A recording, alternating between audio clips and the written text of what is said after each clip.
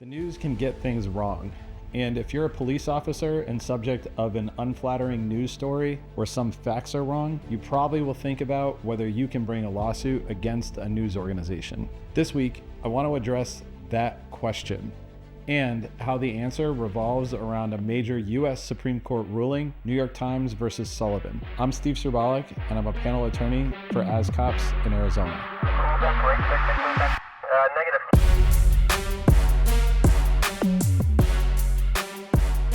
So I'll start with a very brief recap of New York Times versus Sullivan. In 1960, the New York Times published a full-page advertisement paid for by supporters of Martin Luther King Jr., criticizing the Montgomery, Alabama Police Department. The advertisement was factually wrong in a number of ways.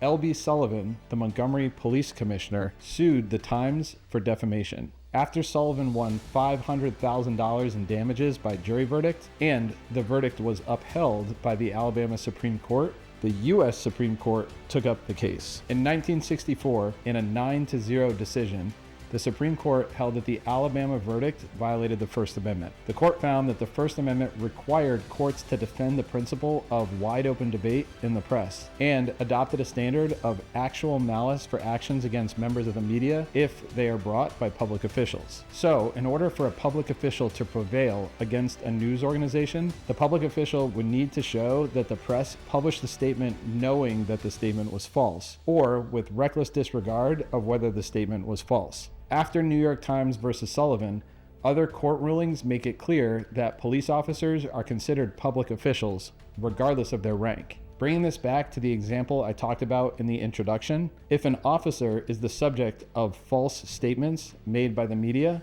they have a heightened standard that they are required to meet if they want to successfully sue a member of the press. The officer would have to show that the reporter or news organization knew that the statement published was false or acted with a reckless disregard of whether it was false or not. A very difficult standard for an officer to meet. A number of public officials, including President Trump and Justices Thomas and Gorsuch, question the merits of this decision, but my job isn't to question what the law should be. I'm simply reporting what the law actually is at this time.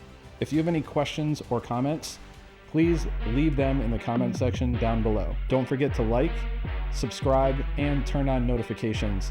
It really helps the channel grow. Be on the lookout for new videos. They come out every Sunday at 5:30 p.m. Arizona time. I'm Steve Cerbalic. Thanks for watching, and stay safe out there. Negative.